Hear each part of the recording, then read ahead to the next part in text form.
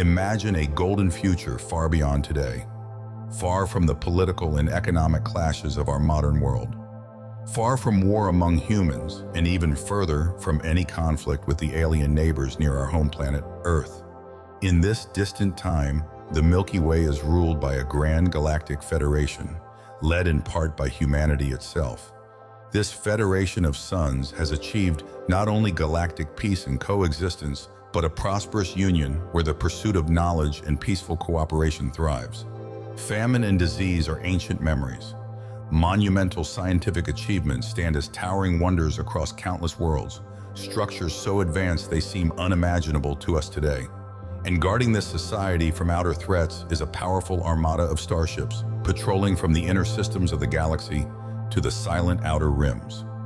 Now imagine yourself as the captain of one of those ships, tasked with patrolling the galaxy's edge. Your crew is the finest, a remarkable assembly of species from across the stars, each bringing their own unique strengths to the mission. Your biggest challenge? The crushing boredom of chasing down asteroids with a war machine built for far greater things. Or so you think. Your routine shatters in an instant when your ship's radar explodes with activity. Dozens, then hundreds, then thousands of red marks fill the screen. These unknown objects are not asteroids. They're something else, something unfamiliar and strange. In a corner of the galaxy where nothing is supposed to happen, an unimaginable threat emerges. Hurry, Captain, your crew awaits your commands.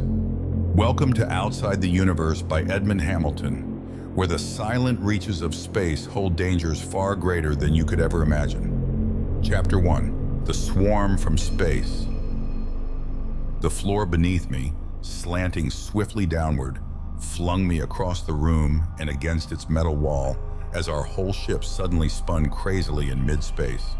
For the moment following, I had only a swift vision of walls and floor and ceiling, gyrating insanely about me, while I clutched in vain for some hold upon them. And at the same moment, I glimpsed through the window the other ships of my little squadron, plunging helplessly about behind us. Then, as our craft's wild whirling slackened, I stumbled to my feet, out of the room and up the narrow stair outside it, bursting into the transparent walled little pilot room where my two strange lieutenants stood at the ship's controls. "Corus Khan, Jules Din!" I exclaimed. "Are you trying to wreck us all?" The two turned toward me, saluting. Corus Khan of Antares was of the metal-bodied races of that star's countless worlds. His brain and heart and nervous system and vital organs encased in an upright body of gleaming metal, whose powerful triple arms and triple legs were immune from all fatigue, and from whose ball-like upper brain chamber or head his triangle of three keen eyes looked forth. Jules Din, too, was as patently of Spica, of the crustacean peoples of that sun's planets. With his big, erect body armored in hard black shell, his two mighty upper arms and two lower legs short and thick and stiff, while from his shiny black conical head protruded his twin round eyes. Drawn as the members of our crews were, from every peopled star in the galaxy, there were yet no stranger or more dissimilar shapes among them than these two, who confronted me for a moment now in silence before Corus Khan made answer. "Sorry, sir," he said. "It was another uncharted ether current." "Another," I repeated, and they nodded. "This squadron is supposed to have the easiest section of the whole interstellar patrol out here along the galaxy's edge," said Jules Din, "but we're no sooner clear of one cursed current than we're into another." "Well, currents or no currents, we'll have to hold our course," I told them. "The patrol has to be kept up, even out here."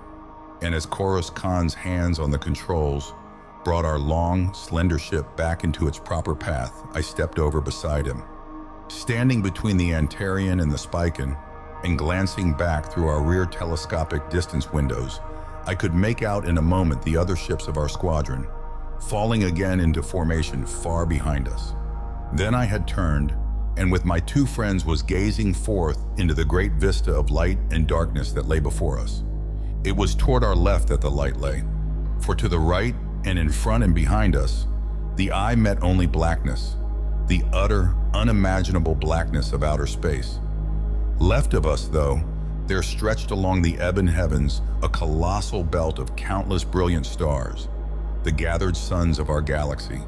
A stupendous disk-like mass of stars, it floated there in the black void of space like a little island of light, and hundreds of billions of miles outward from the outermost suns of this island. Universe, our little squadron flashed through space, parallel to its edge. Looking toward the great galaxy from that distance, its countless thousands of glittering suns seemed merged almost in one mighty flaming mass. Yet even among those thousands there burned out distinctly the clearer glory of the greater suns, the blue radiance of Vega, or the yellow splendor of Altair, or the white fire of great Canopus itself. Here and there among the fiery thousands, too, there glowed the strange, misty luminescence of the galaxy's mighty comets, while at the galaxy's edge, directly to our left, there flamed among the more loosely scattered stars the great Cancer cluster, a close-packed, ball-like mass of hundreds of shining suns gathered together there like a great hive of swarming stars. On our right, though, sharply contrasted with the galaxy's far-flung splendor, there stretched only blackness, the deep, utter blackness of that titanic void that lies outside our universe. Black, deep black, it stretched away in unthinkable reaches of eternal emptiness and night. Far away in that blackness, the eye could in time make out, hardly to be seen, a few faint little patches of misty light, glowing feebly to our eyes across the mighty gloom of space. Faint patches of light that were, I knew, galaxies of stars, island universes like our own, separated from our own by a titanic void of millions of light years of space, an immensity of emptiness into which even the swiftest of our ships could not venture, and beside which the distances between our own stars seemed tiny and insignificant. In silence, we gazed into that mighty panorama of thronging stars and cosmic void, standing there together as we three had stood for many an hour, Antarian and Spykin and human. From the ship's hull, stretched beneath the little pilot room in which we stood, there came dimly to our ears the strangely differing voices of our crew. Over these occasional voices, too, there beat unceasingly the deep, droning hum of the great mechanisms whose tremendously powerful force vibrations were propelling us on through space at almost 1,000 light speeds. Except for these familiar half-heard sounds, though, there was only silence in the pilot room. And in silence, we three gazed as our ship and the ships behind it flashed on and on. Then abruptly, Koros Khan uttered a sharp cry, pointing upward. "Look!" he cried. "That swarm on the space chart!" Startled, our eyes lifted to where the Antarian pointed, toward the big space chart on the wall above the window. A great rectangle of smooth, burnished metal. Upon its flat surface were represented all in the heavens immediately about us. On the chart's left side there shone scores of little circles of glowing light, extending outward from the left edge for several inches, representing the outmost suns of the great galaxy to our left. Inches outward from the outermost of those glowing circles, there moved upon the blank metal, creeping upward in a course parallel to the galaxy's edge, a formation of a dozen tiny black dots. The dots that were our squadron of ships, holding to our regular patrol far out from the galaxy's edge. And inches outward from our ship dots, in turn, out in the blank metal at the chart's right, there moved inward toward us and toward the galaxy a great swarm of other black dots, a close-massed cluster of thousands of dots there on the chart that represented, we knew, a mighty swarm of matter moving in, out of the void of outer space toward our ships and toward the galaxy to our left. "A swarm of meteors!" I exclaimed. It could be nothing else, I knew, that was approaching our galaxy out of the unplumbed, awful void. A swarm of meteors from outer space, and moving at unthinkable speed.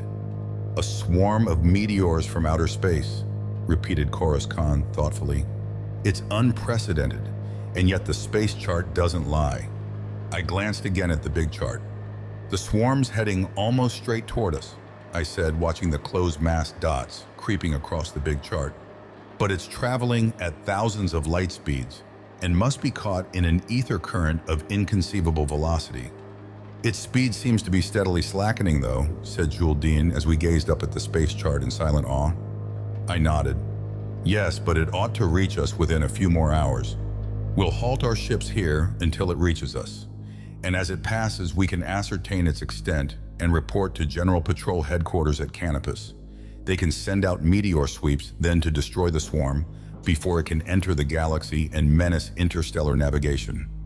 Even while I spoke, Korus Khan had swiftly shifted the levers in his grasp, quickly reducing our craft's great speed, while the half-score of ships behind us slowed their own flight at the same moment in answer to his signal.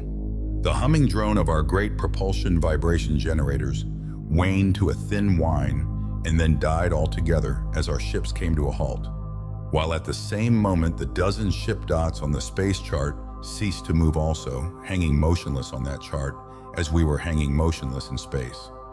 Inches to the right of them, though, the closed mass dots of the mighty swarm were still creeping steadily across the chart, though now their unheard of speed was fast slackening. In silent awe we regarded them. Out there in the awful void beside us, we knew the great swarm was rushing ever closer toward us, even as those thousands of closed mass dots crept toward our own ship dots, and a strange tension held us as we watched them moving nearer. To any of our comrades in the Interstellar Patrol, it would have seemed strange enough, no doubt, the tense silence in which we watched the approach of the swarm, for surely a meteor swarm, more or less, was nothing new to us. We had met with many a one in our patrols inside the galaxy, and many a time had aided in the work of the great star-cruising meteor sweeps, which keep free of them the space lanes between the galaxy's suns. But this swarm rushing toward us out of the mighty depths of outer space was different. Never in all our history had any such mighty swarm of matter as this come toward our galaxy from the unplumbed outer void, and at such a speed as this one. For though it was moving slower and slower there on the space chart, the great swarm was still flashing through space toward the galaxy at more than 1,000 light speeds, a velocity greater than that of any of our ships. Silently we watched, there in the pilot room, while the swarm of closed mass dots crept across the big space chart, toward the galaxy and toward the dozen dots that were our ships. Slower and slower still it was moving, its speed smoothly and steadily decreasing as it swept in toward the galaxy from outer space. Such a decrease in speed was strange enough, we knew, but knew too that if the swarm was being borne on toward us by a terrific ether current, its speed would slacken as the speed of the current slackened. The minutes dragged past, forming into an hour, and another, while we watched and waited there, and steadily still the swarm crept on toward us, moving on now at a steady velocity of 500 to 600 light speeds. Our ships hung silent and motionless, still in space, with away to our left the flaming torches of the galaxy's thronging suns, and to our right the great vault of blackness out of which that mighty swarm of matter was rushing toward us. Straight toward us almost it was heading on the space chart, and now as it crept over the last half-inch that separated it on the chart from our ships, I gave an order that sent our ships and those behind it slanting steeply upward. In swift, great spirals our squadron climbed, and within a moment more was hanging thousands of miles higher in space than before, our prows pointed now toward the galaxy. Tensely I watched the space chart, and then, just as the great swarm of black dots reached the dozen dots that were our ships, I uttered a single word, and instantly our squadron was racing toward the galaxy at a full 500 light speeds, moving now at the same speed as the great swarm and hanging thousands of miles above it as it rushed on through space toward the galaxy. It was the familiar maneuver of the Interstellar Patrol in reconnoitering a meteor swarm to hang above it and race at the same speed with it through space. But never yet had we essayed it on such a swarm as this one, moving as it was at an incredible speed for inanimate matter, and without any signs about it of the ether current which we had thought was the reason for that speed. Now, as our ships hummed swiftly on, I stood with Jules at the projecting distance windows, gazing down into the mighty abyss of space that lay beneath us. Somewhere in that abyss, I knew, the great swarm was racing on at the same speed as ourselves. But as we gazed tensely down, our eyes met nothing but an impenetrable darkness, the cold, empty blackness of the infinite void. I turned, signaled with my hand to Khorus Khan at the controls, and then our ship began to drop smoothly to a lower level as it raced on, following a downward slanting course, now with the ships of our squadron behind close on our track. Down we slanted, still racing onward at the same terrific speed, while the Spiken and I searched the darkness beneath with our eyes through the thick lensed protecting windows. Yet still was nothing visible in the tenebrous void below. Lower, still lower, our ship slanted, and then suddenly Jul Din gave utterance to a short exclamation. "Down there," he cried, pointing down through the little window. "Those shining points, you see them?" I gazed tensely down in the direction in which he pointed, and for a time could see nothing still but the infinite, unlit blackness. Then suddenly my eyes too made out a few gleaming little points of light in the darkness far beneath us. Points of light far separated from each other, and driving on through space toward the galaxy far ahead, at the same speed as ourselves. And now, as our ship slanted still down over and toward them, they became more and more numerous to my eyes. A vast, far-flung swarm of fully 5,000 gleaming points, spaced 1,000 miles from one another, and racing on through space in a great triangular or wedge-shaped formation, the triangle's apex toward the galaxy ahead. The light with which each gleamed made the whole vast swarm seem like a throng of tiny ghosts of stars, driving through the void, though I knew that metallic meteors sometimes shone so with light reflected from the stars. Never yet, though, had I seen a swarm gathered in such a precise formation as this one, or one that flashed onward at such vast and uniform speed. It was like a scene out of some strange dream, lying there in the black void beneath us. The mighty, silent swarm of light points, whirling on through space at that awful speed toward the massed burning suns of the galaxy far ahead, out of the mysteries of outer space. Held still silent by the strangeness of it, we gazed down upon it, as our ships slanted lower still. Then, as our squadron drove down at last to within a few hundred miles of the great swarm, the nature of those driving points of light became suddenly visible, and we gasped aloud. For these were no meteors that drove through space in that mighty swarm beneath us. These were no fragments of cosmic wreckage out of the flotsam of smashed worlds and stars. These were mighty, symmetrical shapes of smooth metal, each an elongated oval in form and with rounded ends, each a great ship as large or larger than our own. The front end of each of these great oval ships glowed with white light, the light points we had glimpsed from above, since the front end of each was transparent walled, like our own pilot room, and brilliantly lit inside.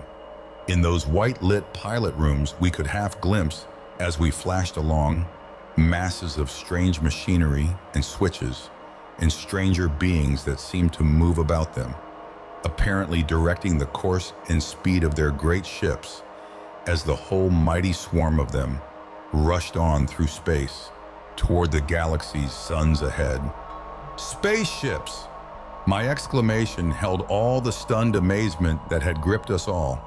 Spaceships in thousands from the outer void! Before I could complete the thought that was flashing across my mind, there was a cry from Jul Din beside me, and I wheeled about to find him pointing downward, gazed swiftly down to see that a score or more of the great, strange ships beneath were suddenly slanting up toward us as we raced along above them. With the swiftness of thought, they flashed up toward us, and I had a lightning vision of the white-lit pilot rooms at the nose of each, rushing toward us like blurs of brilliant light. Then, as I shouted aloud, Khorus Khan swung the controls in his grasp with lightning speed, and instantly our ship flashed sidewise in a twisting turn. Even as we swerved, though, there leapt from the foremost of the uprushing craft a pale, broad beam of ghostly white light that stabbed up toward and past us, grazing our ship, and that struck the foremost of the ships of our squadron behind us. I saw the broad beams strike that ship squarely, saw it playing on and through it, and for a moment could see no effect apparent. Then, as the great pale beam played across the ship in a swift slicing sweep, I saw that as it shone through that ship's pilot room, the figures inside it suddenly vanished. The next moment, the ship had suddenly driven crazily off into space, whirling blindly away without occupant or crew, all life in it wiped instantly from existence by that terrible death beam that had played through it. Now the attacking ships were leaping up toward us, flashing up lightning-like with ghostly beams of death whirling and stabbing about and toward us. And now, over the wild clamor of sudden battle in the hull beneath, I heard the great cry of Jul Din beside me. Spaceships in thousands, and they're attacking us. They've come from somewhere toward our galaxy, have come out of outer space itself to attack our universe.